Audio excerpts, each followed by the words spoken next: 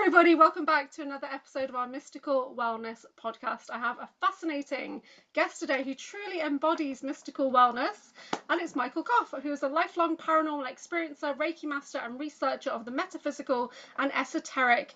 And he's investigated hundreds of haunted and historic locations and explores topics such as disclosure, multidimensional travel, and secret space program, and a lot of other things through his podcast, Riding Through the Unknown. And Michael's work bridges the world of paranormal, spirituality, and cosmic awakening. Welcome, Michael. How are you?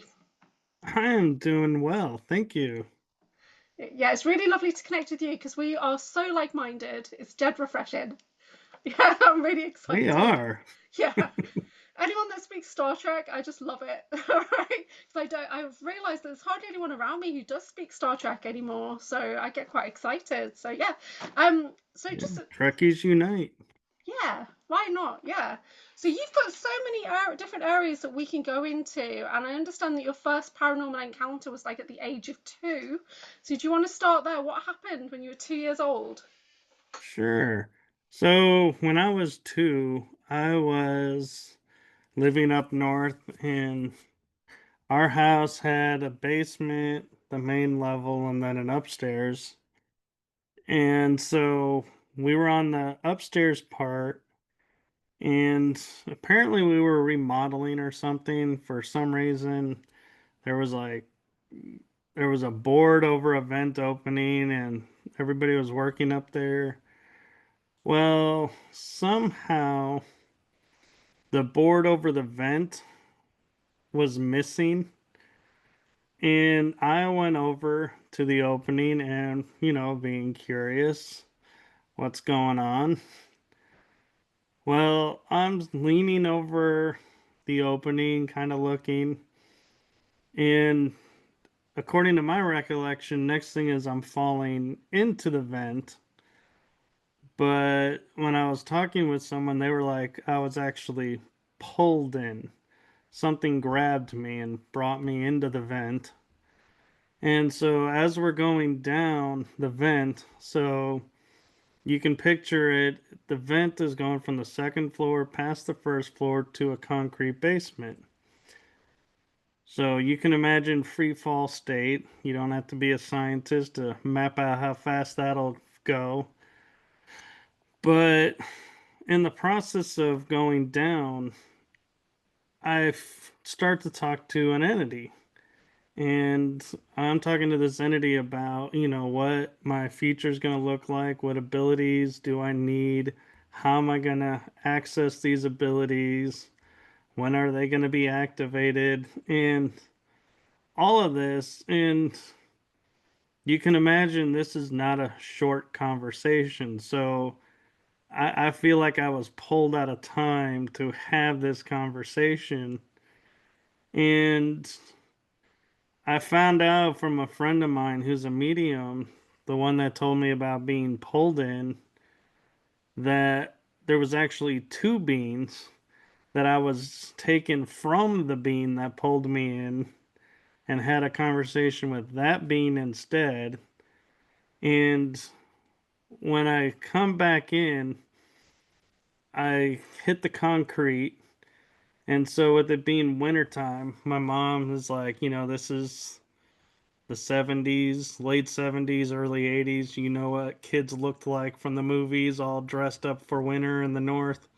Yeah, that was me. I was in poofy clothes. And so she thought the poofy clothes kept me from getting hurt.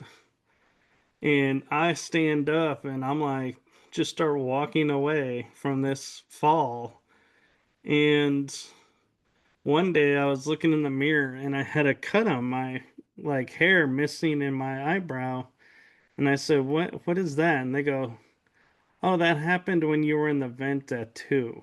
Is you were That's all that happened. You didn't get any broken bones or any bruises, just a cut on your eyebrow." That's incredible. That's so cool. It Wow. is. And it was funny because when I was telling another person interviewing me about it, I was talking about how cool it was to, be pulled out of time and all of this. And they looked at me and they go, "The cool thing is that you could understand that being." And I was like, I never thought about it. So what kind of being do you think it was? Was it an ET or a guide? I think it was well, so I'm of the opinion that some of the ETs are our guides. Mm, So I could say both in that aspect. And it was a tall white being that helped me land and be, protected. And I mm. found out that ever since I was born, I have a level of protection on me. And it's kind of strange because I've had so many incidents in life that it's like, where was the protection then? But Yeah. I haven't had any major things really, like major, so that's probably where the protection comes in, is they keep me alive. Yeah. Not the I'm not getting the many things. I'm getting memory of, when you fly down the stairs, did you have any of those experiences? Well, I remember flying down the stairs, and both my sisters have had the same kind of experiences. But really, obviously, it was something carrying me down the stairs. Perhaps, I don't know. But like me and my two sisters, and they're older than me, 5 and 7 years older. But we all remember flying down the stairs separately. So yeah. So funny you mentioned stairs and flying, because when I was in elementary school, or no, middle school actually, there was a two-level polished brick uh stairwell, and this kid pushed me, and I went from the top of the landing to the bottom landing and had to go get my arm put in a cast because I fractured the bone, and the bone fracture stopped right on the edge of my growth plate. That's so cool.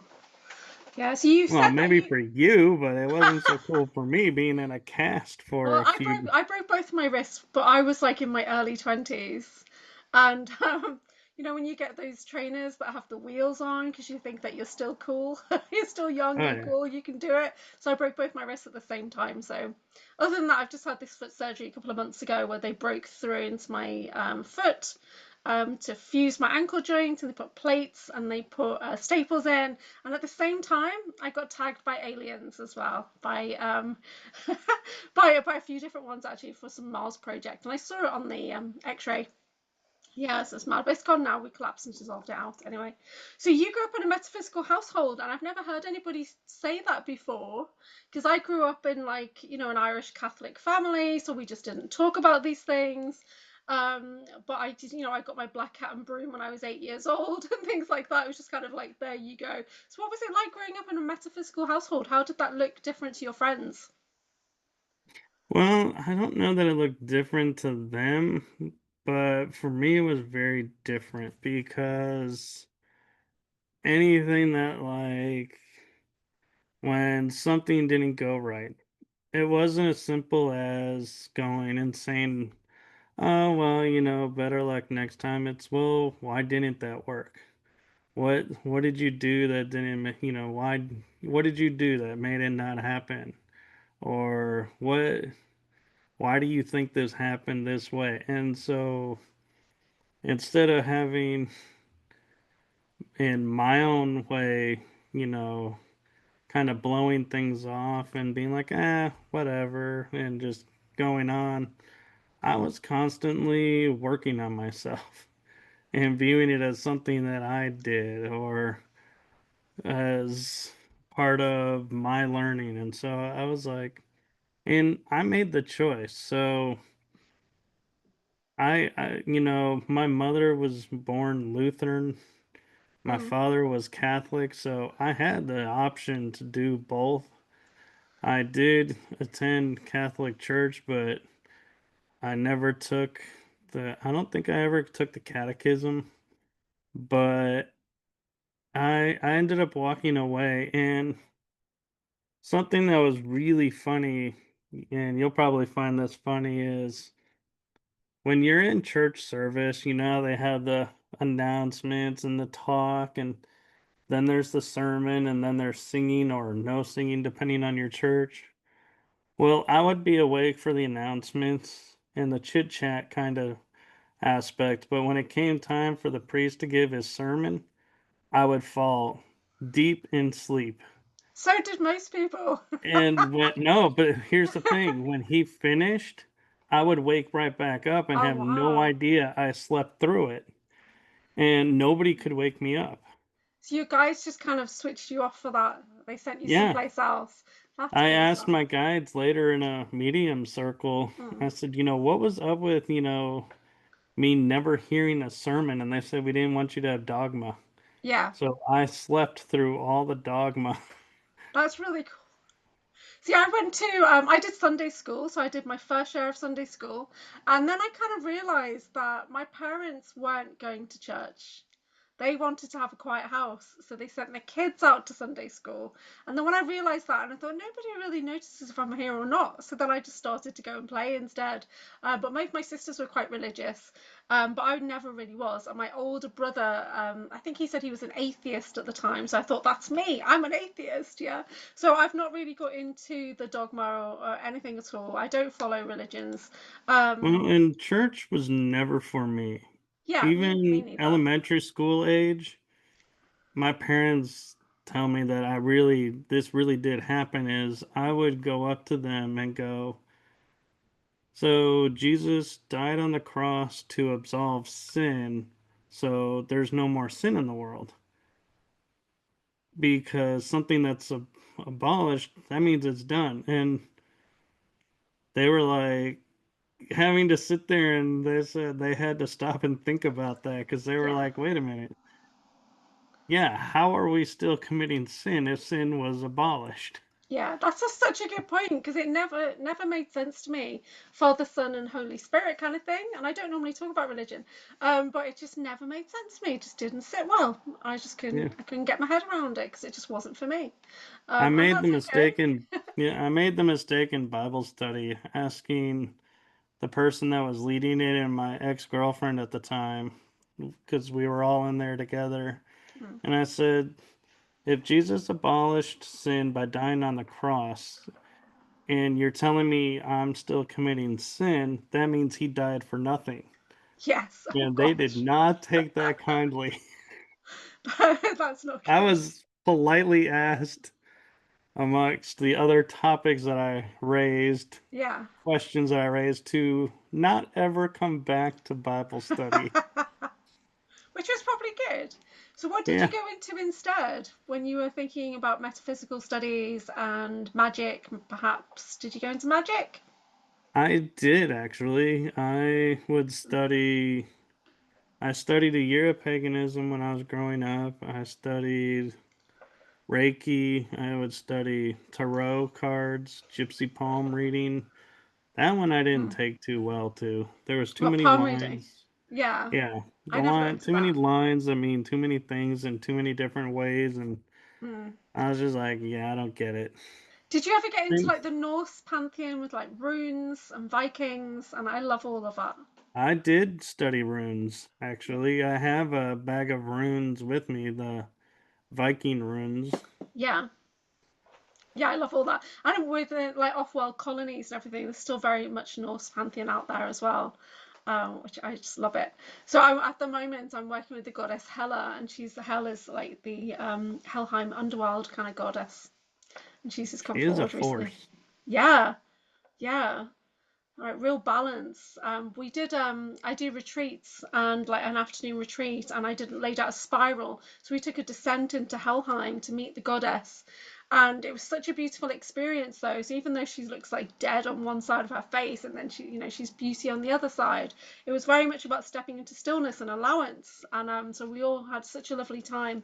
But until like 24 hours before, I had no idea what I was doing for the retreat, and I just had to open up and say, okay, who's coming in?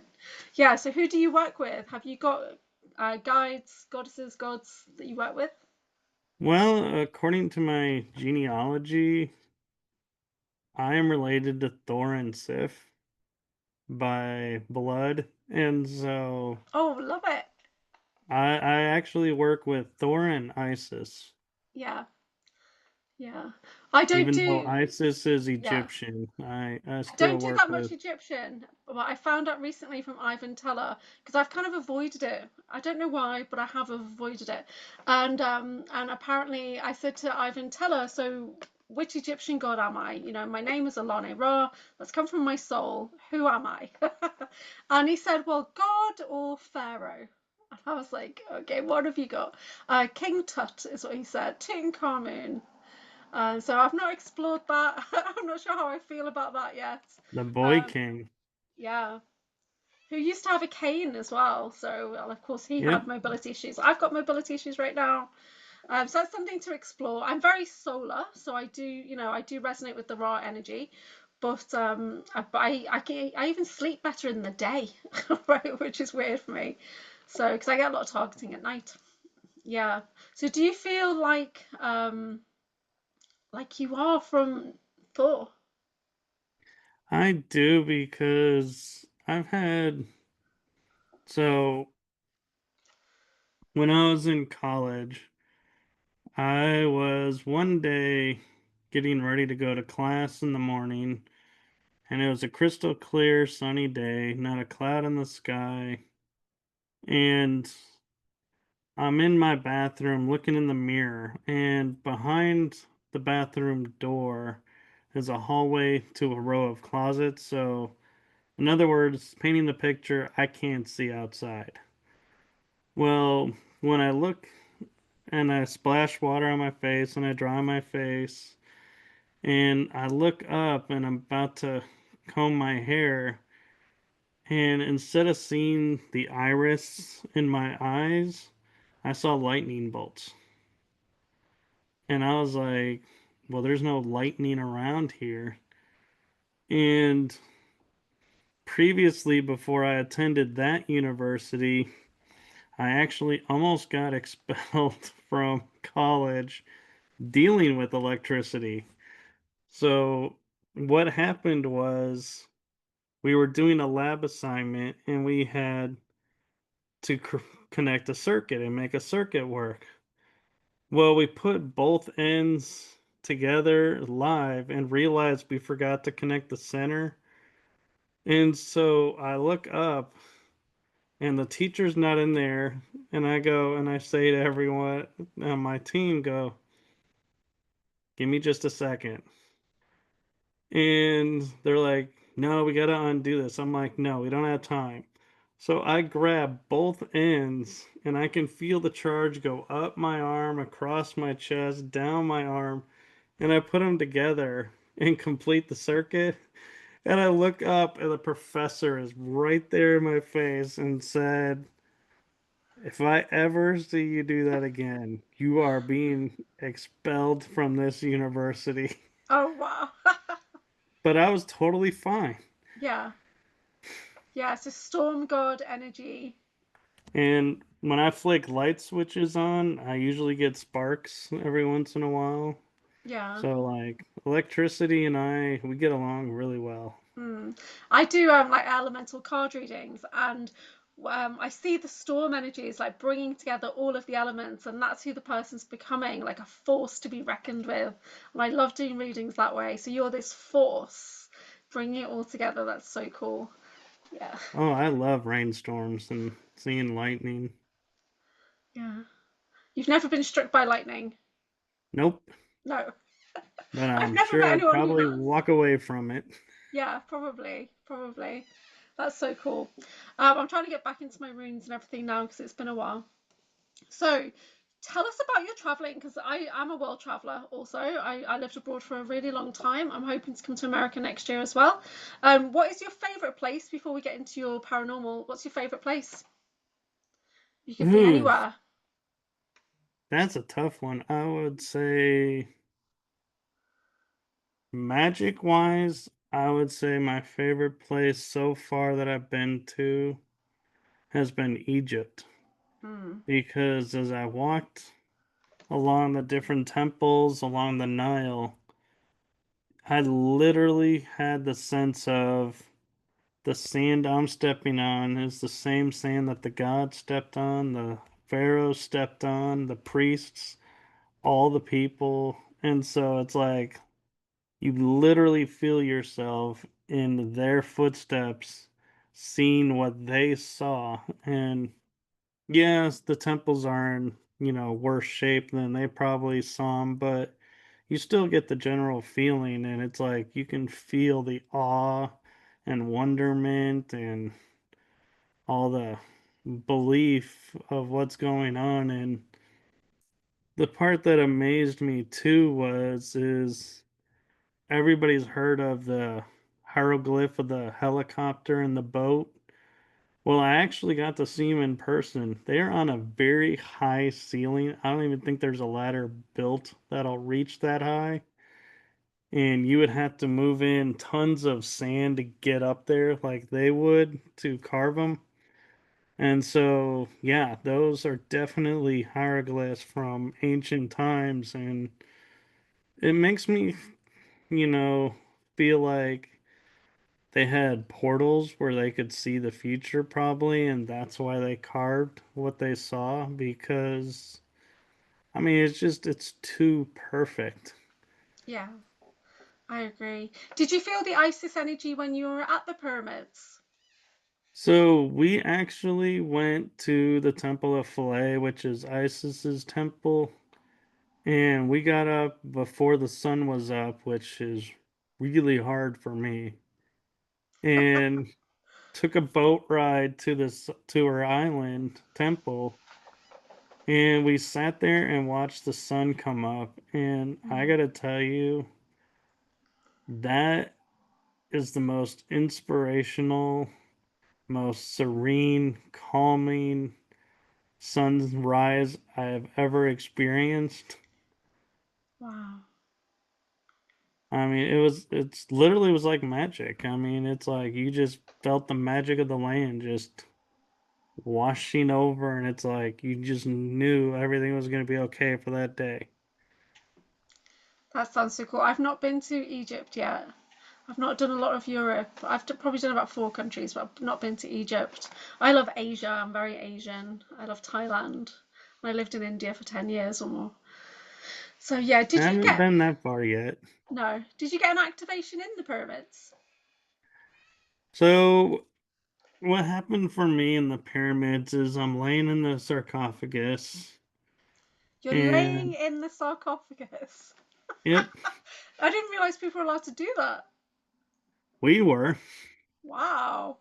And it's the king's chamber, and I had this out of body experience of walking through this mist in this weird land that wasn't like here, but when I think about it now, maybe it was the land when they were there, because Egypt used to be this lush green and now it's desert. And so maybe I was seeing the lush green Egypt that they knew. But I follow these voices, and I see the gods. They don't look like what our textbooks show us they look like, but I knew who they were on sight. So I got to meet Isis, Ra, Sekhmet, Set, all of them. And we're talking, and the first thing I hear out of my mouth is hello. I'm like, how? I'm like, really? That's the greeting we're gonna use for the gods? But I was like, I guess I was in the moment where I was like, I don't know what to say, so I was Did just like, you hello. feel just like you, or did you feel like your God self? I think I would say myself, but with what happened next, I think my God self probably rose up, because I kid you not, the very next sentence out of my mouth is, what are you guys doing? Because do you see what's going on in your land right now? So it's like I'm yelling and challenging the gods. Yeah, I totally get that kind of energy because one of my alters is quite high authority, and she came through recently of like, what's going on this planet? Like, where's the light army? And things like that. Yeah. That's so cool. So what did they say to you?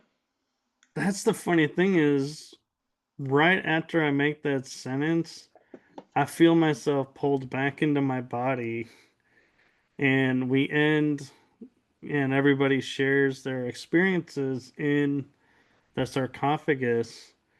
And this is where it gets trippy.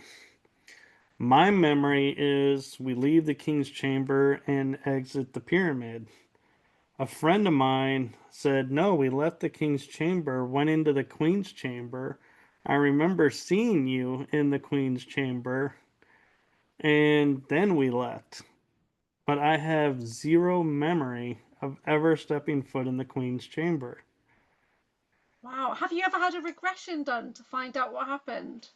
Or I haven't done a regression around the Egypt, but I did recently do a regression to meet a few of my alters, hmm. and that was a trip. But yeah, and it really makes me, Hmm. feel like, the programs, how they erase the memory. Yeah. Everybody, can sit there and say, "Oh yeah, there is no complete erasure. That doesn't exist. It's never perfect." Yeah. But I then look at going, it seems pretty perfect to me because I've been in a room I have no memory of ever stepping in on a Yeah. foreign country. So Yeah. yeah, it can be done. I've been so aggressively mind wiped, and even though people who talk to me every day, and I'll say things and like we spoke about that yesterday, and I'm like, what? Remind me. So it's bad. It's really bad. Yeah. So I get a lot of mind wipes. I think it's the implants are just wiping me out all the time anyway. Never mind like direct energy weapons or whatever. So Well, yeah. actually, I had the joy of one of my alters controls my memory. Oh, okay, that's an interesting point of view. So I've not heard that before. So what do he they allow um you to remember? he says how it works is if somebody asks me a question and I can relate to it, he'll unlock the memory of that experience. I Hmm. can share it, and then he locks it back away. He goes, "You have so many memories. If we were to allow them all in, Hmm. your brain would be overloaded and it wouldn't be healthy for you." So they Okay. determine what I will remember and when and how to keep me safe. And I was like, yeah, that sounds pretty good. I'll take it. Okay. I'm not sure I'd be happy with that, to be honest. I'm like scrambling around for memories, and I do have quite a fair amount of memories these days compared to some people, but I don't have a lot of context of where, how, kind of thing. So a lot of my alters are scientists or geneticists or whatever. So I'm in a lab. So where is the lab? Can you place the lab? No, it's hard. So I'm all over the place. But I do have my super soldier ones as well, and some really random stuff. But I can never quite place. But I've connected into about 27 altars now. Not all of them I'm actively talking to, but I've had some kind of experience with them in some way. So your altar that controls your memories, do you know who they are? Have you got a name on them? I do, and well, I don't have a full name, but I do have a lineage name, and Hmm. it's one that a lot of viewers they'll recognize, but it Okay. it is a real name, and it's the name of El, Oh, okay. the Yeah. House of El. Right. Like Superman. Yeah, that's why I was like, yeah, people are gonna be like, yeah, right, that. Well, no, you know what? Like, And the yeah, funny thing about it is when like when Superman says, in the movie the symbol stands for hope, it's yeah. not the letter S. Mm, Well, my alter, that's the L, is why I'm constantly talking about hope. He stands for hope. He's the okay. energy of hope. And so I've often wondered why, it's like I'm always saying never give up hope. There's Yeah. always hope. All my life I've been like that, and now I get it. It's part of me is the embodiment of hope. Yeah. So how do you feel about the Superman movies? Do you think that's come like as in disclosure? That it's come like the planet Krypton and that kind of thing? Do you think it's come through, filtering through, or is it a story? I think there's bits and pieces of it that's true and is prophecy or prophetic warnings. Like, you know, I mean, when you look at it, like Krypton was ruled by scientists trying to tap into the core and destroy the planet out of their own egos. Well, Hmm. what are we doing? We're Sounds like tapping all Atlantis, to be kinds of honest. Yeah. resources into the planet, and the planet's starting to fight back. And it's like, that could be where we're heading is, destruction of the planet. Yeah, it Maybe is. not right away. It's probably centuries down the road, Mm. but, we got to let her heal herself and, work together with her instead of trying Yeah. to force her open to get what we want. Yeah, I agree. So yeah, because it sounds a lot like Atlantis when they were so from the memories that I have of Atlantis and what I when I was training in crystal therapy, we talked about Atlantis and Lemuria, and Atlantis was very technology focused, very head focused, and there was a lot of conflict, whereas Lemurians were very heart centered, very elemental. So it's very different between those two civilizations there. But yeah, it's similar, I guess. But everyone has It their own is. viewpoint, don't they? When I was a captain in Atlantis of a ship, were escorted the seven sisters that ruled Atlantis at the time. I was their transport person.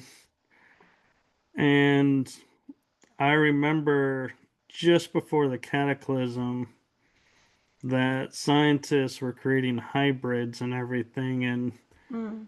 that they were like, the planet rebelled against the hybrids, and that's why Atlantis was destroyed, is because they started messing with the natural order of things, and nature was like, nature is my domain, your domain, don't be crossing into mine. And they Yeah. ignored her and started creating like chimeras and Mm. hybrid animals, and probably even like super soldiers, even probably. And Yeah, there were super it soldiers that was went back in time, definitely as well. destroyed.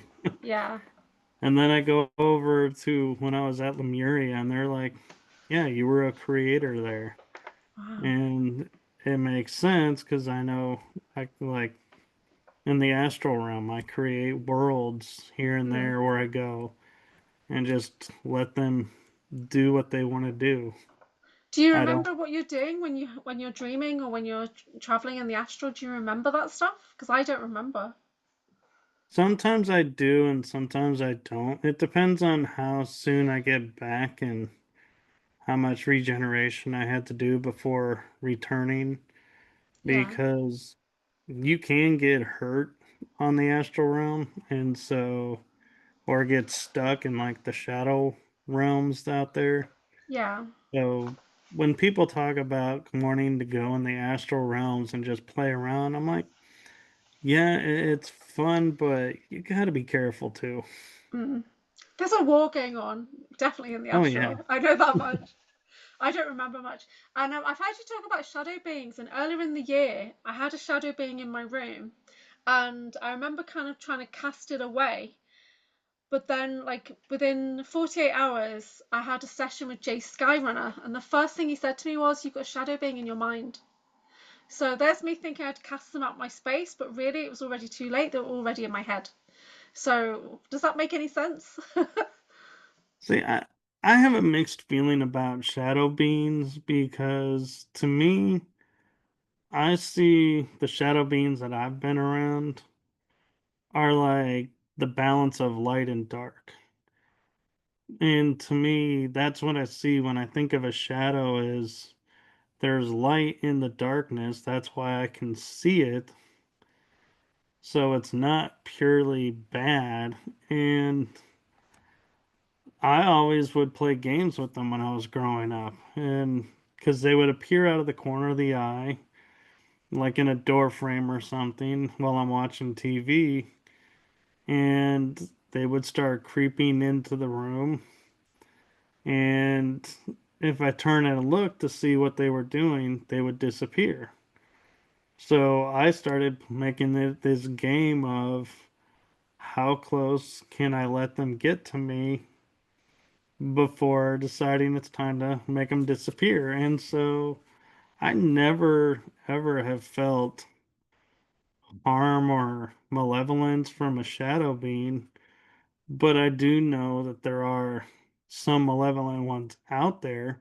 I just haven't encountered any. And so I feel like, as in the paranormal world, we can't judge everything based on one occurrence that somebody talks about. And Mm. I mean, we can have, it's just like star beings that, from the stars, they have malevolent side that are rogues and the benevolent side. Yeah. And so there's both sides to each thing. So we can't just say, oh, all shadow beings are bad or all Palladians are good. Yeah. There, you have to use what I call discernment or intuition. Mm. And if you're feeling distress or discomfort from it, then yeah, remove it. Mm. But if you're feeling like, oh, I'm understanding stuff that I normally wouldn't understand, maybe that's them helping you. Mm. So don't get rid of it. I get messed with by the Zeta Greys. They mess with me all the time. So Well, that's what they sometimes they're do. good, sometimes they're bad. Apparently, I'm on a ship, like a scientist ship or whatever. But I used to work at a nuclear processing plant, and I started to feel like I had Havana syndrome symptoms. I was like overloaded with radiation. Like they were just dumping more and more radiation on me to see how much I could transmute. And I did. I transmuted it. It was fine. And I've not been in that environment for nearly a year now, but they're still messing with me. The most recent one, and it has been confirmed it was Zetas, was I was about to go to sleep, it's like a week or so, and then my back chakras just blasted open, and they were trying to suck me out of my body, right? And I'm gripping my mattress, like, no, I do not consent. And then, like, the next day, I managed to get back in, but then I thought, I've probably already gone and come back by now, so I don't know what just happened. The next day, it was like it blasted open my crown, I was getting sucked out from. So I was like trying to pull myself and anchor myself back down. So yeah, but Ivan Teller said it was the Zetas, so they're just messing with me. I am very very Zeta. Don't mean to be. Yeah. I'm lots of other races as well. I'm very Arcturian and Palladian, Syrian, things like that. But yeah, they're the dominant ones who are messing with me. I think I probably just got too comfortable. So they were saying, okay, you need to put your guard back up, and we're going to give you an activity to make you start doing your protections again and stuff. So, but it was really ferocious. It was like somebody had like switched on a massive vacuum and was sucking me with force out of my body. It was so bad. Yeah, have you ever experienced anything like that? I haven't, but I also can sense when they're around, and so they tend to leave me alone because Can you see? Can you see what's around people? Because generally, I've got a galactic consortium around me all the time. I've got my own guards and things like that, but I can't see any of it. And some people can see things. Like sometimes on a video, you'll see me taking my glasses on and off because I'll see that my eyes change on the video and things like that. But I can't see the presences that are around me. I can't I always don't feel them see either. them, but I Okay. can feel and sense that they're around, Yeah. So this room and is I probably can full. track their energy, It's so I very can. hot in here. It's a lot of dragon energy. Yeah, I love dragons as well. Yeah, it's mad. Have you had kind of any ET encounters when you thought, okay, this is definitely an experience? Anything like that happened to you? Because I've had a couple this year with like I had a white blobby being that overlaid on my body, and I could physically, I was awake. I saw it in my room. And then a couple of days later, I had another being that had no mouth that wanted to telepath and merge into my body. I don't know, that I could say I've experienced anything like that, but being a paranormal investigator, I now am in a position where my understanding is different from when I started. So when I see apparitions, I now am of the opinion of, did I see an apparition of a spirit or was it an ET? Because I started thinking about this and going, when we go to make first contact, what do? We send a team ahead to scout out what's gonna, who they are that we're about to meet and learn a little bit about them so, we don't do the wrong thing right off the bat.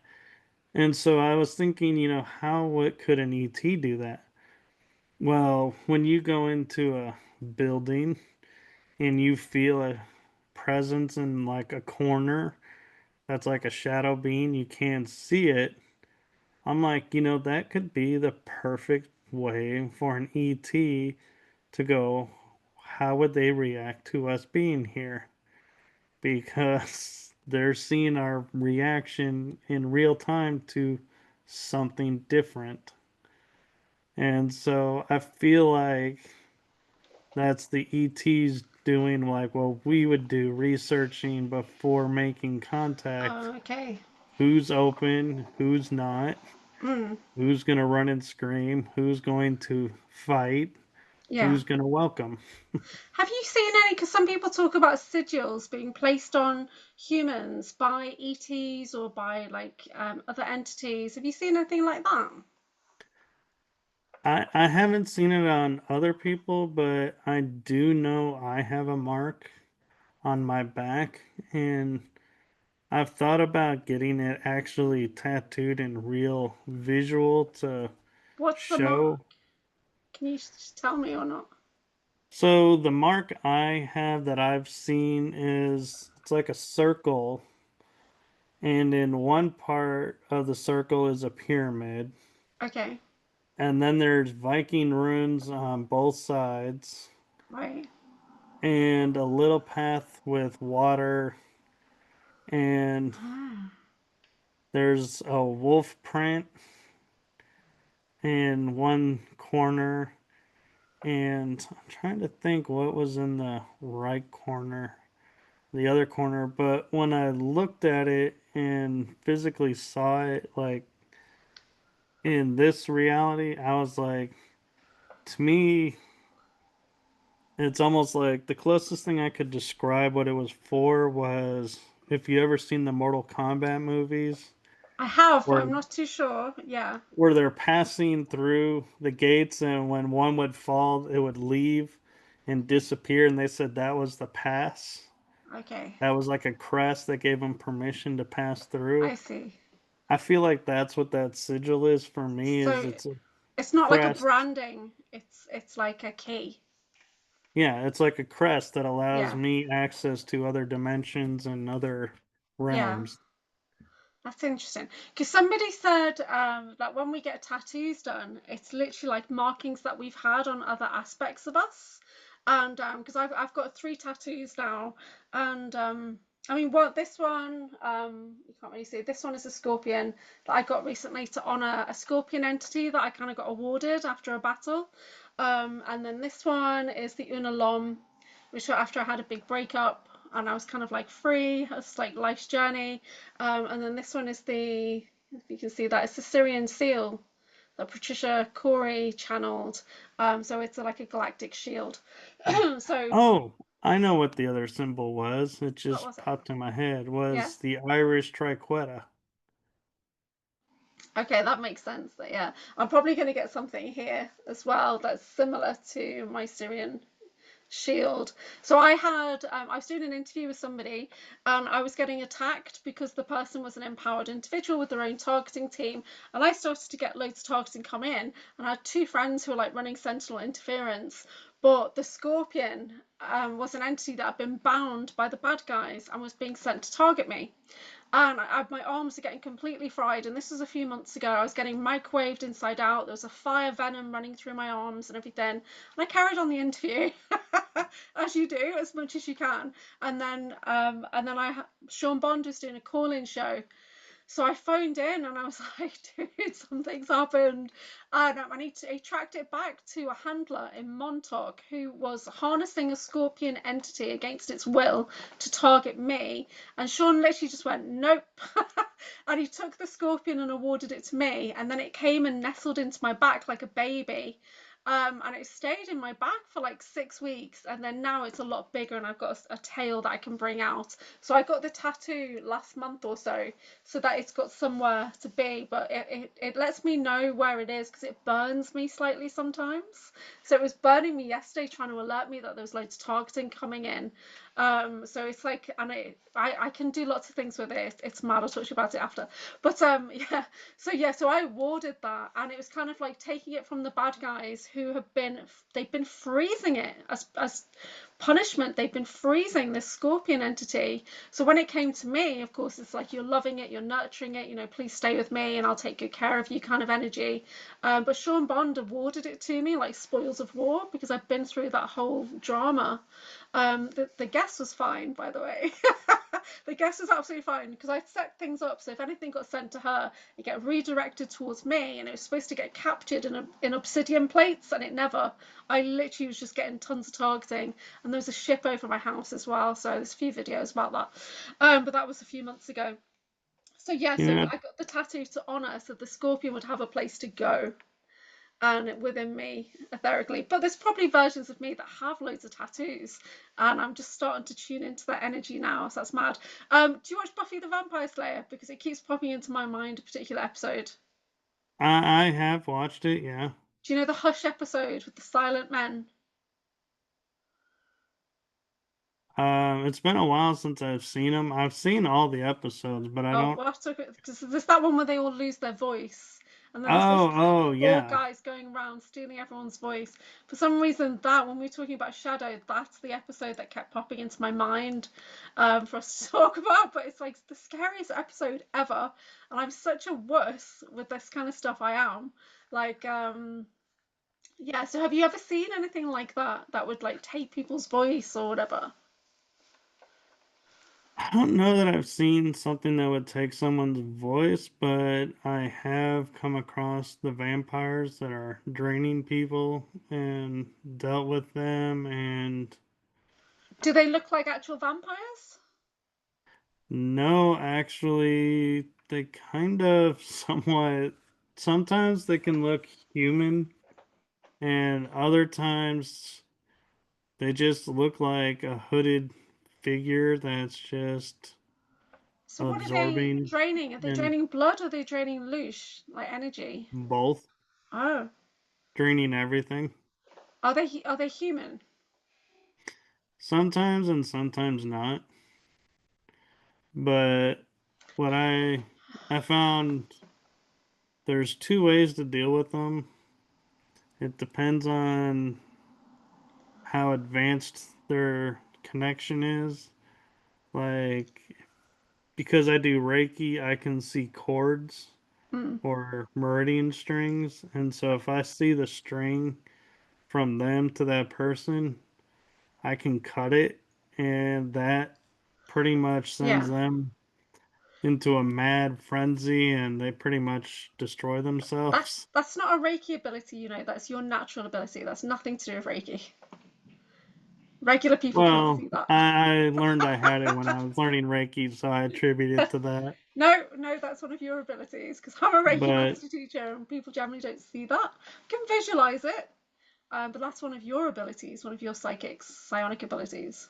So that's kind of cool. and the other is, I just dispatch them a certain way, and I won't say how that is because I don't want people Yeah. starting to think, oh, I can do that. And Mm.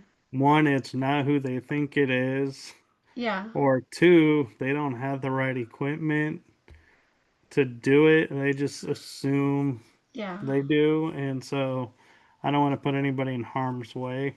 Mm. But it is something that's taught. And I think that comes from one of my altars taught me how to do it. And Yeah. it's a unique altar. And I kind of, now that I think about it, have an experience similar to your scorpion is from the Milab programs. I had a werewolf altar created, That's and I asked the altar, all the werewolf myths and legends and lore. yeah. Was that us getting caught doing what we were doing in the past for the programs? And they said yes. So So we created. do they look like a proper wolf man or something else? Some kind of When I do chimera? it, I can take the form of a full wolf on two legs walking, or I can have like human arms, human legs, human chest, but my head is more wolf like featured. I Wow. mean, I don't have the snout, Yeah. but it's like you could see that, yeah, it's not totally human, but it's not Yeah. totally wolf. I guess you could say hybrid mode Yeah. is what it That's cool. is. I was at an event recently, and there's a guy that I sometimes see, and I only see him at Mind Body Spirit fairs.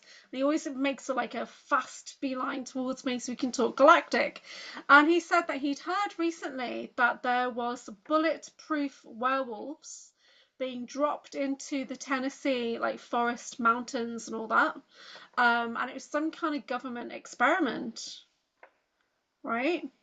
And there's some kind of factory where they're being made, some kind of lab or something, and then they're being dropped off into the woodland and just being monitored to see how they fare. And does that make any sense? I, it kind of does because my werewolf, that's where I get some of my regeneration abilities from. And so, like, I can cut my hand, and within a day or two, you wouldn't even know I had cut my hand, even though from the pictures, you're like, that's a pretty bad cut.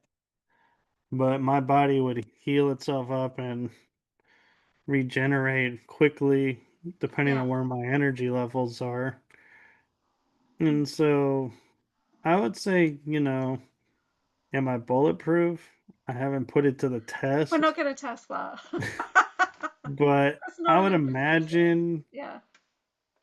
it would take quite a few bullets to drop Mm. a werewolf. And so Yeah. is it going to be like they showing like anime and other movies where the bullets pop out of the body? I don't know, Mm. or That's it pretty could just weird. be that it heals up and it just stays in the body and Yeah. eventually is disintegrated or, Mm. utilized in some way, maybe. Have you But encountered any other kind of cryptids on your investigations? I have encountered wendigos, and What that is, because I'm not too sure. I've got an image in my mind, but I think it's too scary for me. a wendigo, from my understanding, because I didn't see it in full form, but I could hear it, is Mm. it's like a creature that walks on two legs, very thin, very fast, has kind of like fangs and dark eyes and pointy ears and a face like an animal, but I'm not quite sure what animal closely relates to. But they travel in packs. But when they're out, like watching the prey, following their prey, they'll do it in singles. They'll be spaced out like we would call it like reconnaissance, where you have one guy at one point, and then when the road turns, you have another guy to pick up the viewing there, and so on. Well, they're the same way. They have one watches for a certain amount of time, and then another one starts and they move to another location. So you're constantly being followed, but it's from a distance until they're ready to strike. Then it's like you feel the pack mentality coming. And I was walking in a forest and I could feel them around. And there was one point where there was a path that went to the left and one that went to the right. And I looked to the left and I was like about to take a step and decided not to. And my friend that was with me goes, "Oh, you don't want to go that way.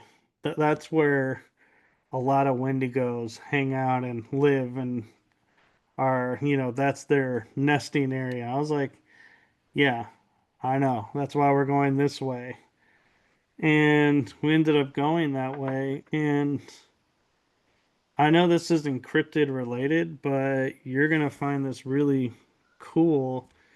Is when I turned the corner and I looked up to the sky because I felt like I was in a different world, even though I was in a forest.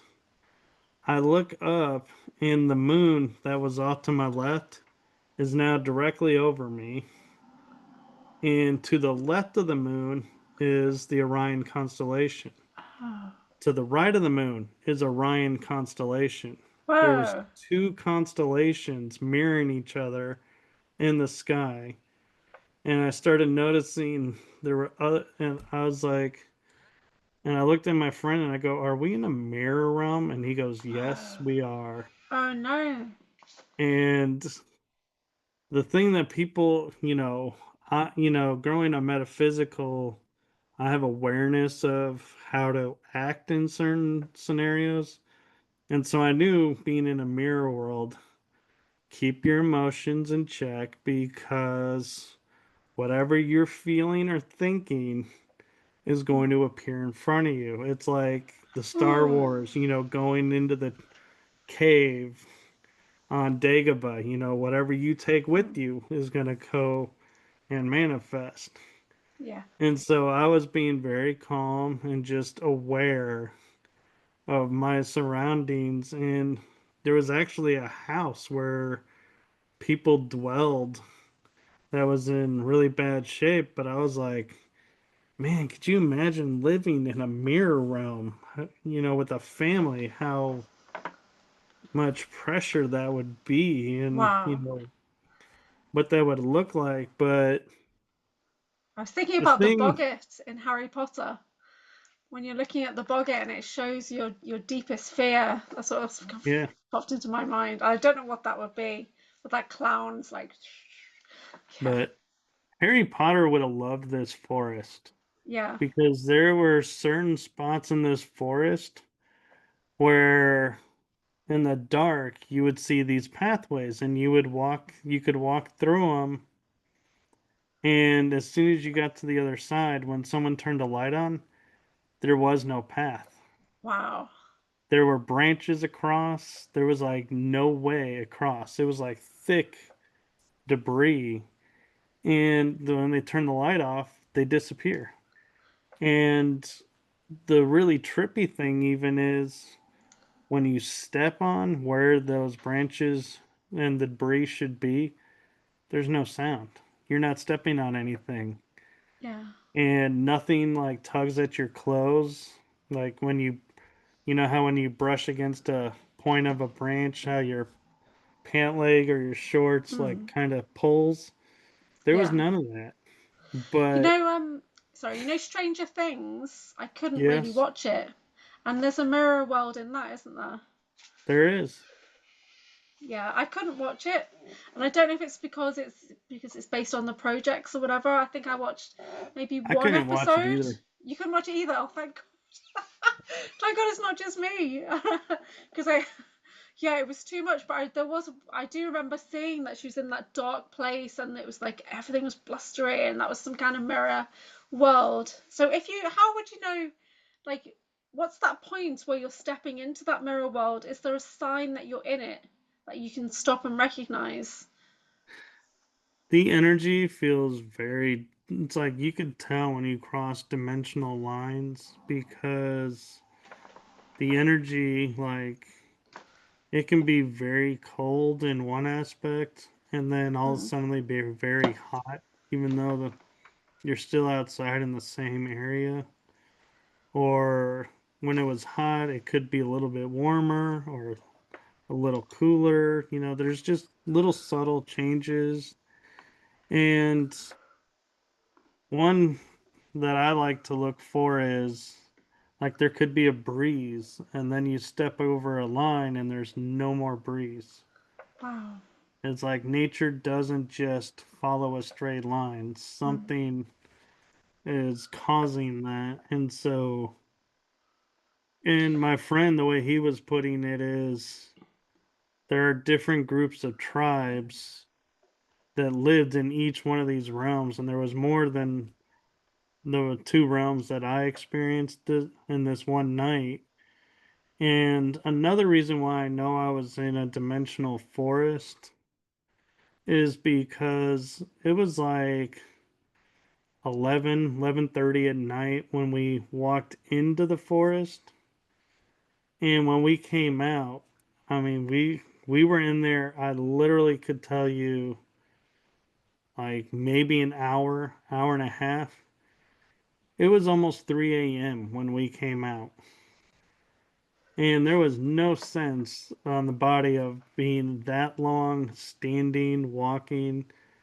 How you start getting tired from Yeah. all of that. It didn't happen. It was like I So was hardly there. how often are you going out into the woods in the middle of the night? Because when we phoned recently and you're just like on some kind of random investigation somewhere in the woods in the dark, right? How often do you do that? Not that often, actually. Now, with doing podcasting and writing, I don't have time to go out as often. And so this forest was because I was on a road trip visiting a friend and he wanted me to experience it. And this is a forest that I've agreed not to share the location to because if you go in there and you're not mentally prepared, there's a really good chance that you could end up in a psych hospital with all that's going on around because there are what do you call them? The my mind is going blank. The shapeshifters, that's what it is. And what I mean by that is we would see people walking, and as we got closer to where they were, we would see them jump to a spot, and when you would approach the spot, it looked like it was a post in the ground of where a gate used to be or a trash can on a stick. And I'm like, those things don't move. Oh, But literally something was moving up to it and there's nothing there. so what were they? Were they transforming into something that was not like animated, or were they just Right. gone? They would That's really unusual. transform into the inanimate objects and just, Wow. you know, be like, okay, we're here. And then when you would walk by, you could see them sometimes run back off to somewhere else or follow Wow. you. And the part that really set me into knowing I was going to be in a Hmm. dimensional forest was the bridge when we started. It's a moon. You could see the moon, Yeah. not many clouds in the sky, and the bridge is lit up by clouds. To the left, there is total darkness, and to the right is total darkness. When we came out, I could see the water running on one side, and on the other side, perfectly still. I mean, like, it looked like it was sheet of glass was laid over this water in this creek. And I mean, I could audibly hear the water now running. I couldn't hear it when we started. Mm. And I could hear it going under the bridge. And in my mind, I'm like, I'm not a scientist, I'm not an engineer, but I've been around a lot of, I've been, I grew up with an engineer as a father, so I paid attention to a few things. Mm. Water follows its course. Yeah. So, water, if it's running into one side of a bridge, is going to run out the other side. There's nothing under a bridge that would stop it. Mm. Otherwise, there'd be no water on that side of the bridge. Yeah. But they're standing still water. And so I'm like, what in the world can take running water, stop it, Yeah. and still appear on the other side? Is it time displacement? I can't answer that. I have no Mm. explanation to how what I seen happen, because I mean, I'm still trying to wrap my head around the moon was above the bridge when we started, and it was Yeah. pitch black on both sides and no sound. And the moon is not overhead when I leave, and I can see everything. Wow. Like, that Super doesn't make creepy. sense. Yeah. Yeah. So it's late at night here. So, and I'm easily spooked. Tell us about your awakening books. Okay, so What made you write the books? Start there. I wrote the books because I was told growing up that I should write a book by a lot of people over my experiences and everything. And I was like, nobody's gonna read, my story. It's not that interesting. I lived through it, but I was like, I don't know that anybody'd want to pick up this book and read it. And then I was like, a couple of years ago, I was like, somebody goes, well, you have a book in you. You should write it. And I was like, yeah, yeah, yeah. And then I interviewed the grandson of a famous couple in the paranormal field.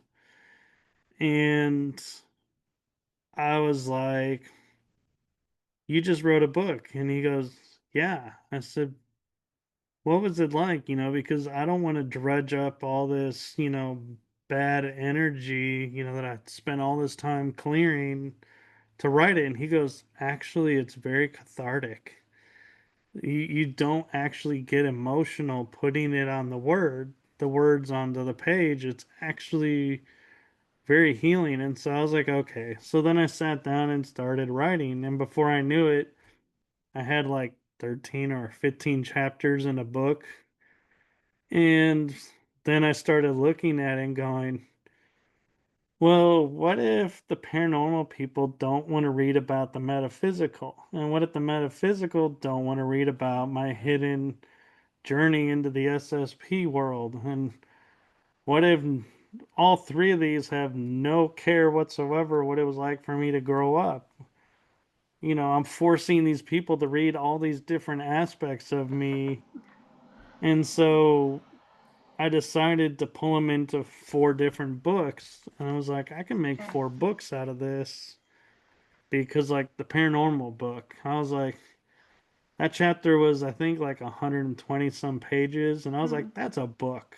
Yeah, That's not right. a chapter, that's a book. And so I didn't put any pictures in that book because I felt like, with it being paranormal, if I was to put a picture of, say, Magnolia Inn Hotel or an asylum that I went to, people would be writing and saying, commenting, hey, you're using my photo. Because let's be honest, we all have photos of that look almost identical. So how would you prove it?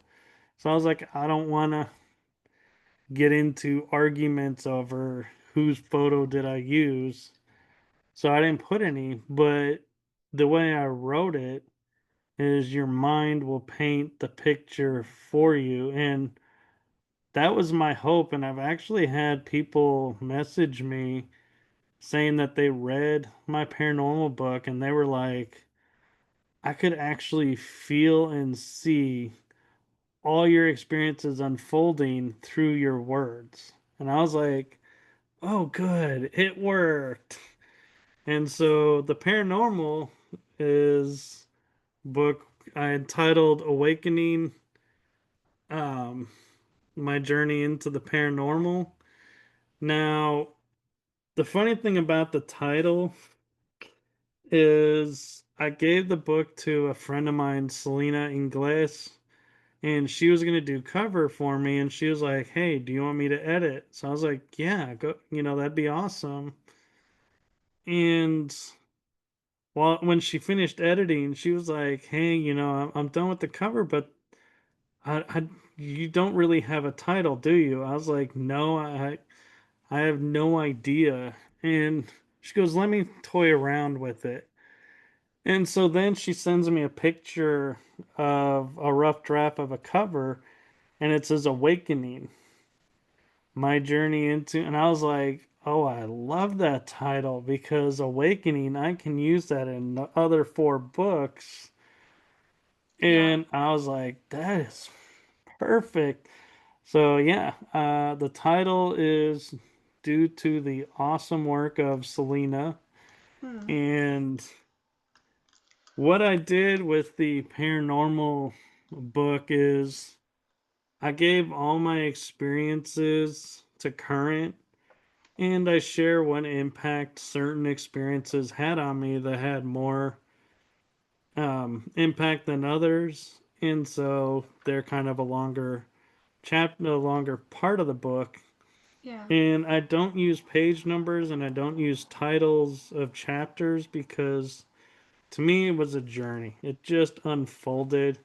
And so I want the reader Hmm. to unfold with it. 'Cause And at the it. end of the paranormal experiences, I share my journey into podcasting, where the Hmm. origin story of my paranormal show, The Energy That Surrounds Us, and I co host Paranormal Verses with Cal Ridley, and E is co hosting with us this season. And so I share the origin story of Paranormal Verses in there because I felt like I can't tell my paranormal journey without including the podcast because that is my current journey. So this book will take you from my beginning to Hmm. current. So And book one, because it's available on Amazon, there's a review on there already. Did you know that? yes, there's Yeah, two, and I it believe. okay. Well, there's one that I can see, and it says, "This is a wonderful book, very intriguing with wonderful knowledge. It's a fantastic read." So yeah, very, and it's available in Kindle and hardback And paperback. and paperback. Yeah, it looks great, and the artwork looks good. And Selena's so talented. Um, and She she's is. yeah. And then there was book 2, which has a funny, so the funny story behind book 1 is the cover is a little bit different because I couldn't get the cover like we wanted it on Amazon. I had to go through their parameters, so I picked the one that I thought was closest to. And so the cover we were like, we'll just make do with on this one. It's our first book. We'll figure it out as we go. So then that was published in September.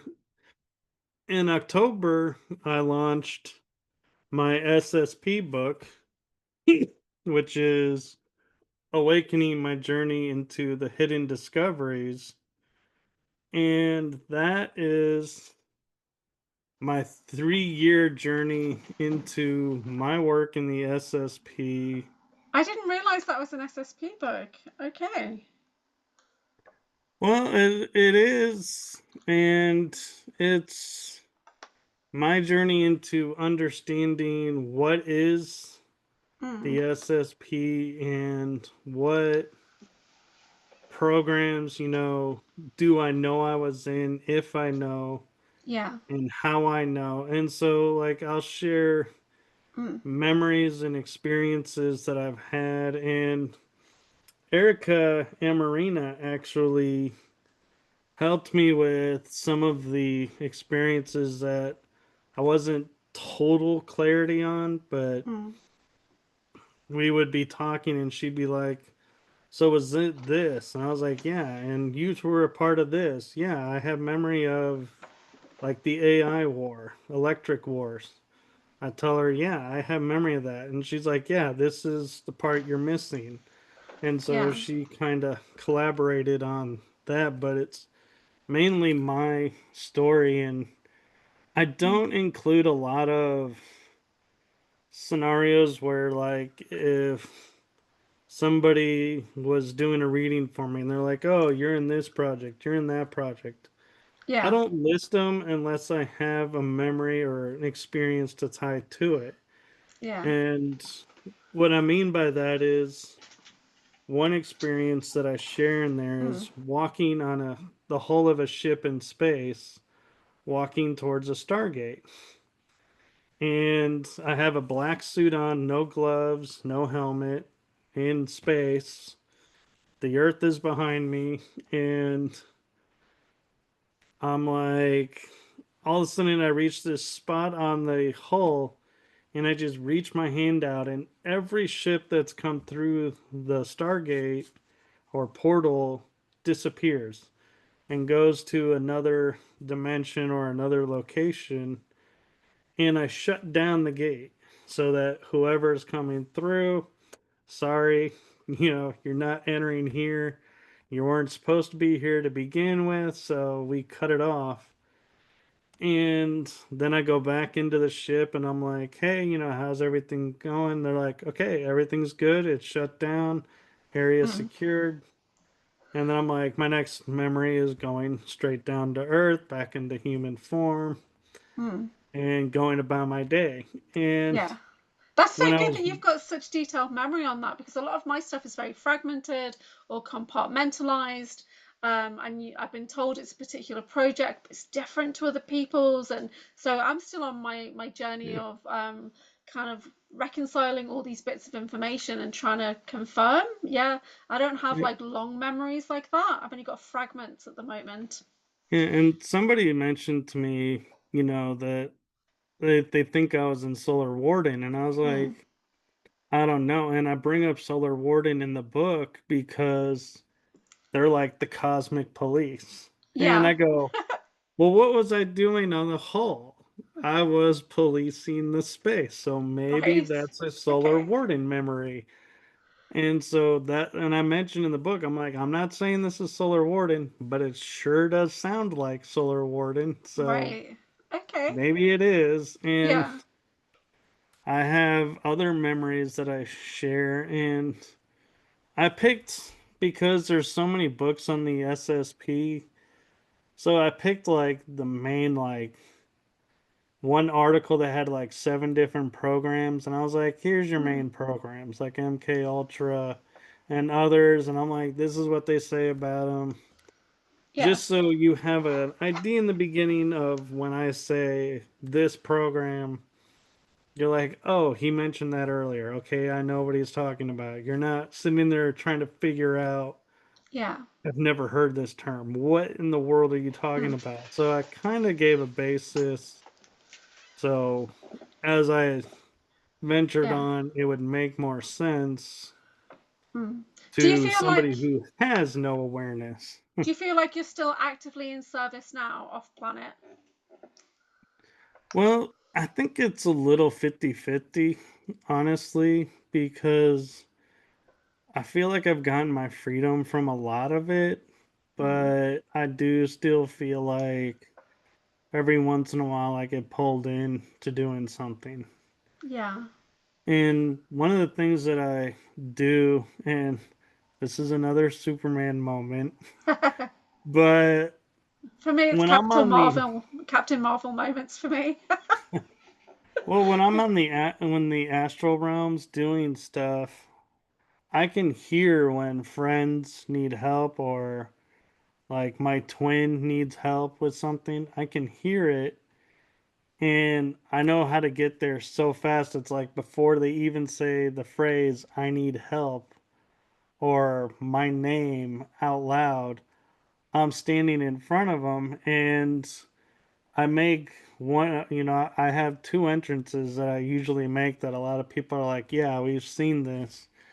Is like if they're in a cave, I look at who are they with, who's behind them, and I'm like, what kind of entrance can I make to have the biggest impact? And so if I feel like the people they're with won't will freak out if I come one way, I'll just instantly appear right in front of them in the middle and look at my friend that called me or that I sensed needed help, and I'm like, "What's going on? What do you need help with?" And I kind of turn and look over my shoulder at him and being like, giving him the look of, "I'm talking. Don't interrupt me right now." And then when they say, "Oh, I'm trying to do this or that," I'm like, "Oh, and they won't let you." And I will turn, and in a flash of a second, I have all their weapons in my hands, and I just like break them apart. Wow. And I'm like, you guys have two choices. One, you can turn around and walk away, or two, we're going to do this the hard way. And some of them will like start to come at me, and I drop them all. And the others are like, okay, we're out. And I will stay, help them get to their transport out, and Mm. they leave. Now, the other entrance I like, this is where I said Superman comes in. It's also, I kind of will say half Superman, half Neo from the Matrix. Oh, cool. Is so if they're in a cave Mm. and they're they're charging them. I will pummel my way through energetically through the rock of this cave, slam the ground, stand up, kind of go like this, and be like, "What's up? What do you need?" And they all will inevitably be like this on the other side, going, "Wait, where did that guy come from? He literally just came through the rock Yeah, that's awesome. and just brushed it off after Mm. slamming the ground, and there is a little impact divot in the ground." And I'm standing unharmed, and they're like, "What?" And I will turn and I will drop them all in a second, and then go back and be like, "Hey, are you okay?" Because I'm like, I know the second that they snap back in, they're going to be charging again. So I'm like, drop them now. Yeah. I can talk. We have a few moments because it's going to take them a while to wake up from being stunned. And what I normally do at Mm. that point is when they, wake up from being stunned and they start charging again, is I'll use psionics and just hold my hand up and totally displace them to somewhere else in the base or Oh, to wow. another universe. And I'm like, y'all have at it. They're your problem now. They ain't here. And I'll Yeah. go and help them get to where they need to go to complete their mission. But yeah, I literally will then go right back to what I was doing. And Mm. so I'm like, I don't know many other people who are in the programs that will choose to help other people in the programs. Um, I don't know about that. I think there is, I mean, there's light and dark to all of us. I've got a lot of different versions because I'm like a Echo clone template. So I've got like a whole chain, lots of versions of me. But yeah, but it's nice that you're doing that. Do you have a Nachtwaffen version of you that you recall in the Dark Fleet? I do actually, and I found out about it by doing a soul fragment retrieval with Stephen Popiotek. Oh, And I was retrieving my files and my soul shards, and I wiped the computer and destroyed all record of me, but I noticed I had a uniform that had a device on it for infiltration Yeah. and intelligence gathering, and I was like, yeah, I was an intelligence officer. I was a trainer Okay. for doing infiltration. So I took components, that controlled that with the suit off the suit and then destroyed the suit Oh, that's pretty and cool. came back to the light fleet and said, here, reverse engineer these Yeah. and give me the first five that work and are free of the dark elements.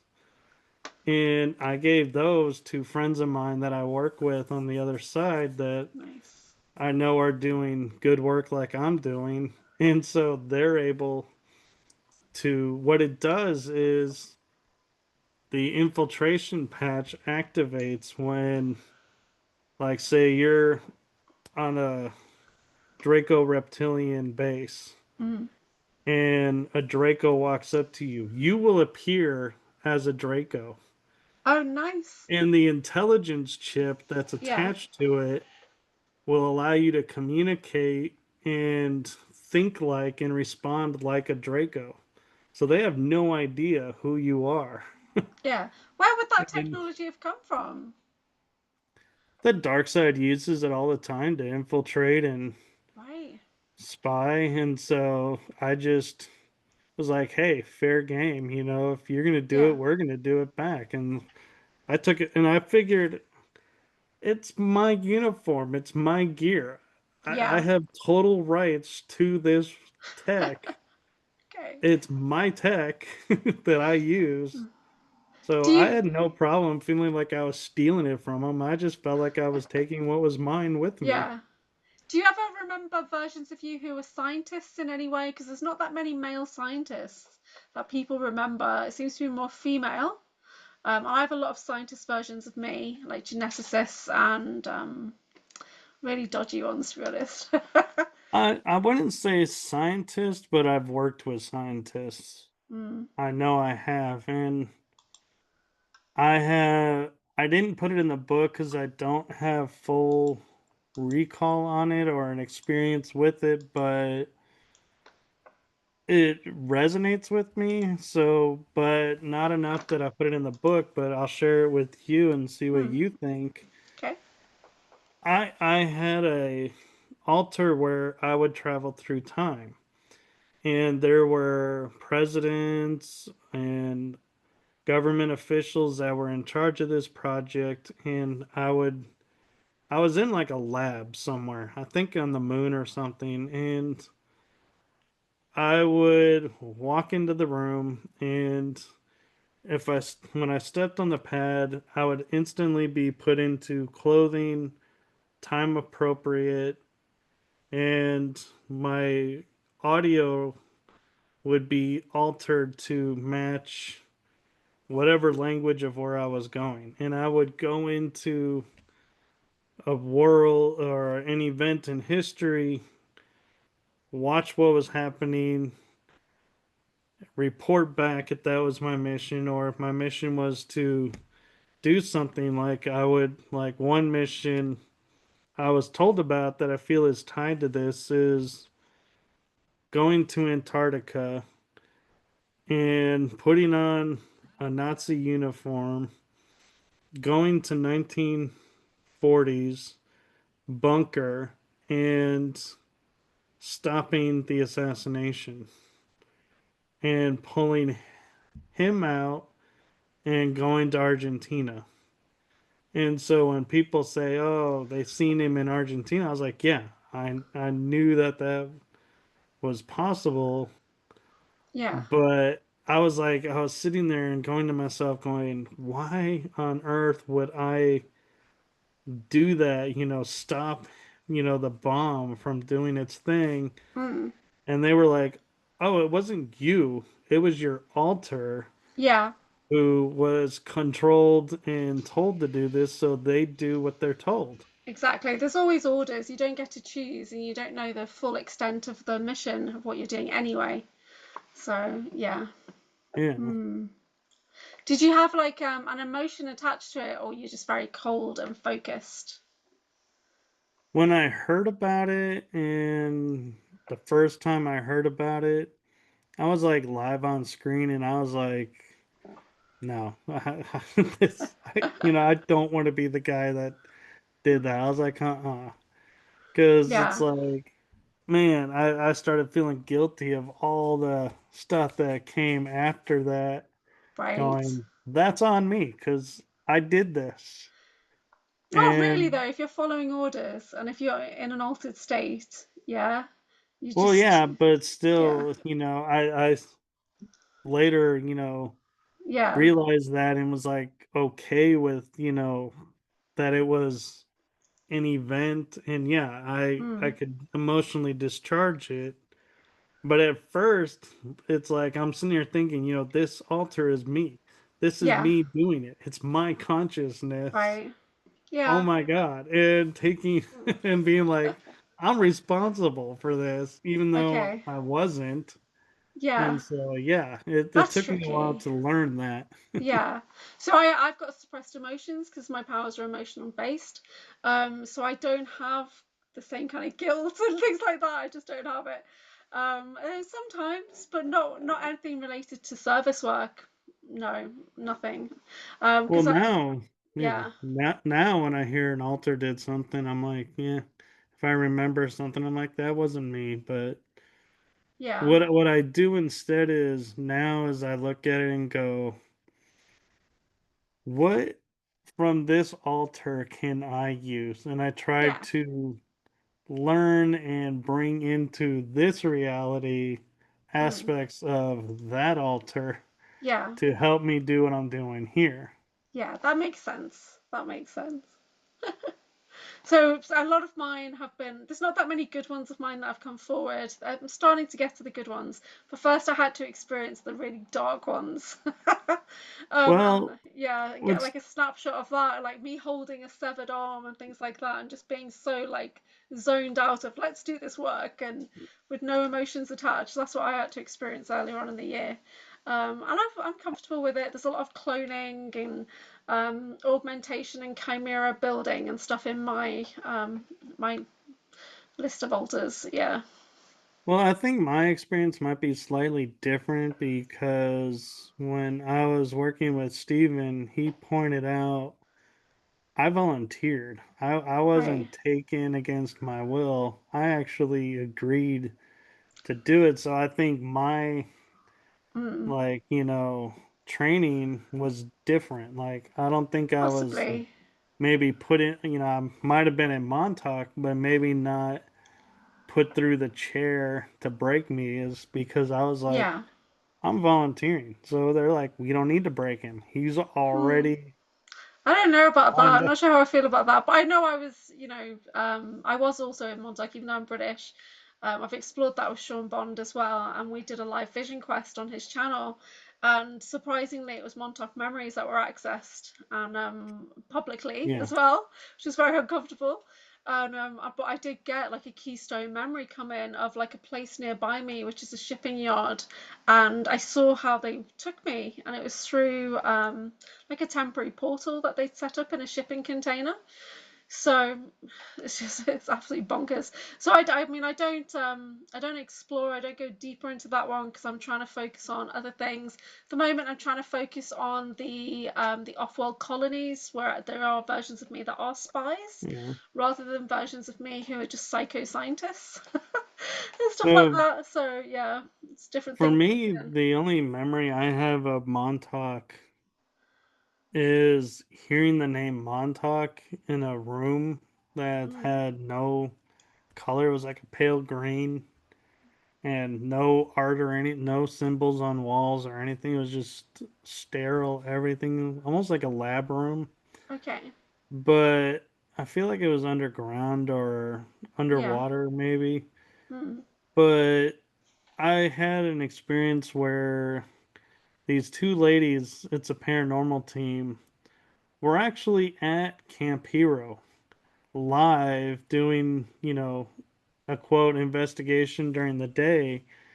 And I had no idea where they were. And I started looking, and they're like, oh, look, there's a hole in the wall. We should totally go in. And I was like, what do you mean there's a hole in the fence? Are you sure? And I was like, I started getting unnerved where they were. And I was like, you shouldn't be there. Don't go in. And then they hit the cistern, like covered well area. I was like, oh, you don't want to go in there. Don't go in there. And then they show the building on top of the hill.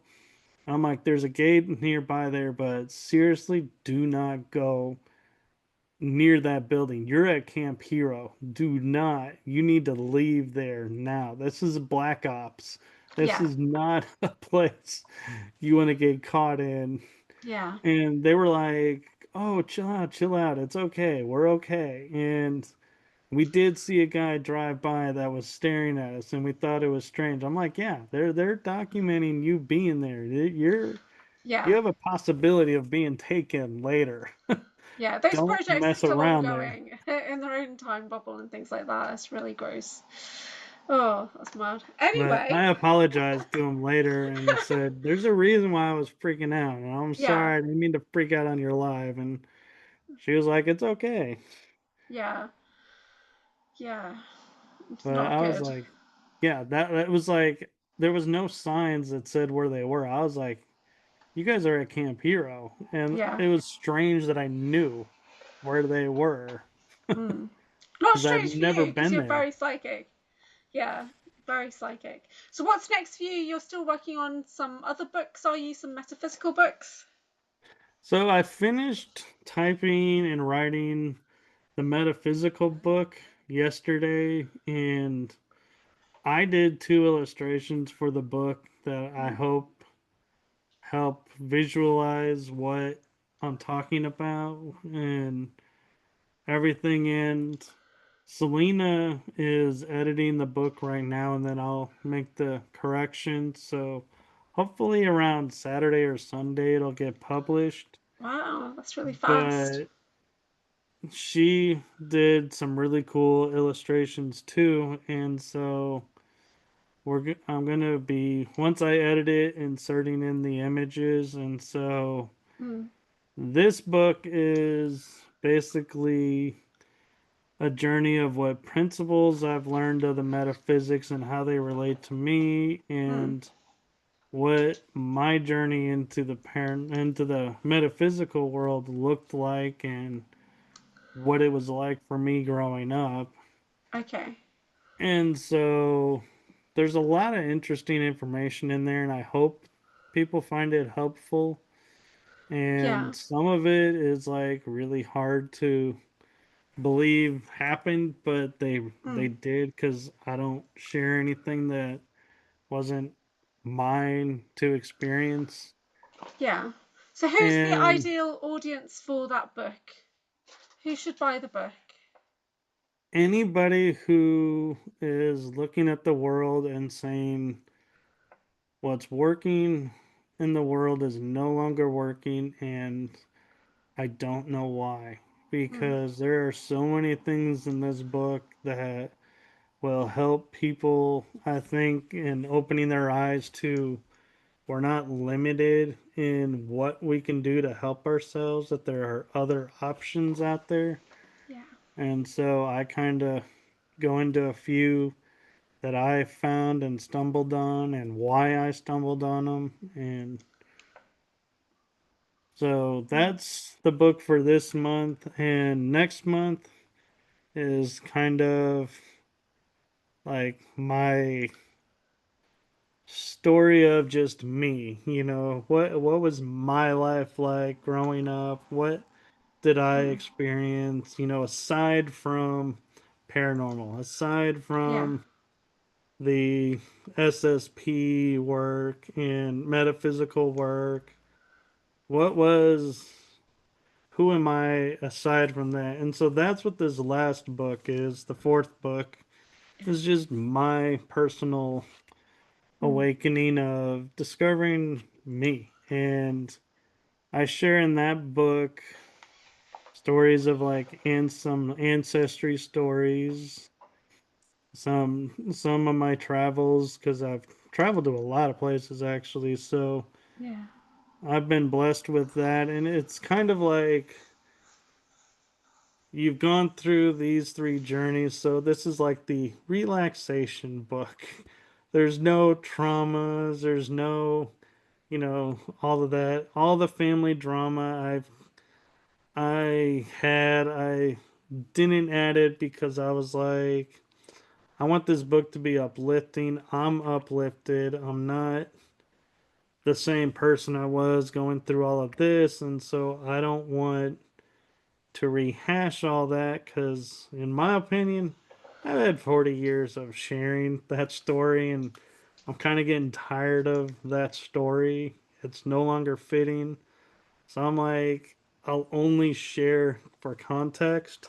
Hmm. And I've done that throughout the books is I don't bring any drama into the books except for context. That sounds amazing. So this has been so good. Thank you so much. Let everybody know how they can find you and when your podcasts are on, because you've got more than one podcast. It's a bit confusing for me. And I do you've got like a actually. schedule So and everything. I've just got this one. I put everything in there, just throw it all in. Yeah, and you've got this great schedule. So let everybody know. Yeah. yeah, so Tuesday nights at 9 o'clock Central Time, I do the energy that surrounds us, which is my paranormal show. And if it's not at 9 o'clock, it'll definitely be on Tuesday, unless there's a special reason, in which case I'll call it out as a special episode. But mainly it's Tuesday nights. Wednesday nights at 8 p.m. Central Time is Riding Through the Unknown, my disclosure esoteric series. And Thursday afternoons, when we're of our schedules work, Kel, E, and I will do paranormal verses twice a month. We try to do, and with personal stuff going on, we're kind of on hiatus right now. And so we're hoping to be back either at the end of the year or starting next year. We're talking about, what we're going to be doing. And then I was asked to join the Beast system, which is totally different from all my other shows. This one is a political conspiracy theory type show where we look at events that are going on in the world and we're like, what does this look like to us? And what wool are they trying to pull over our eyes and not make us see by the way they're presenting this? And what kind of will crack jokes like one instance was when we were watching the President Ford, I think it was President Ford funeral we recently had, where um, Brandon was walking across the stage, and I was like, we were watching as he went up there, and I said, "Oh my God, look, he actually walked up the stairs and made it." And that's what we would do is like kind of crack jokes like that and go, "Oh, look at somebody's wife is looking at this guy and they're not looking so happy about this person being there." And it's like, yeah, so it's like we kind of point like, some stuff out that we think people may not be paying attention to and being like, Yeah. oh yeah, somebody just got told something because they're not happy. Yeah. That sounds really But yeah, cool. and we did an episode on the KFC commercials that they had at one Oh, point. that was so weird, that recent KFC commercial. Yeah. Yeah. Yeah. We were having so much fun with that because we were like, everybody remember that movie from the 70s, Soylent Green? No, I don't Doesn't remember the this movie, kind but of follow that pattern? And wow. we're like, Yeah, what were they doing with that KFC commercial?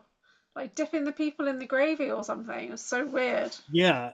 And we're like,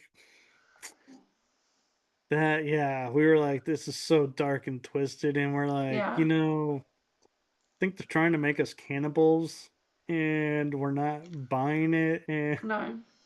I was like, I actually, truth be told, every once in a while I would stop at KFC to get some Yeah. nuggets or chicken strips or something. But Yeah. after that commercial came out and the one before it, where everybody looked like they were drugged and became drones, I was I like, don't I think I won't saw step that one foot. out here, but I definitely saw the one where everyone was like homage to Yeah. the KFC gravy and all Well, that. after Yeah. seeing that, I was like, I'm not eating at KFC ever Yeah. again. My son It's like, loves KFC. He absolutely loves it. So that's his treat. But I'm not really into, I love Chinese food, basically. Yeah, I oh love yeah, Asian Chinese food. food is good. Yeah, I love Asian food the best. So, you've got a website? Have you still got a website going up? I do, and the Yeah. funny story about the website is when I was creating the domain name, I didn't know I was creating the domain name. I thought I was putting in That's why it's tag so long. words. Yeah. And so I put in the tag words Michael Kopf, paranormal investigator, and podcaster, because I thought I was doing like the description tag words. Yeah. And the next thing I know, as I hit enter to do the next step, and it goes, your domain name is now Michael Kopf, paranormal investigator, and podcaster.com. And I was like, that is not what I meant. And they wanted to charge me to change it. And I was like, nope, we're Yeah, just going no, to leave it's it. fine. It's fine. Mine is just AnchorHaven, anchorhaven.co.uk. That's it. Small, short. I'd like it to be short if I could. Yours is dead long, but yes, you're Yeah. easily findable. Yeah, I found you. I found you online there.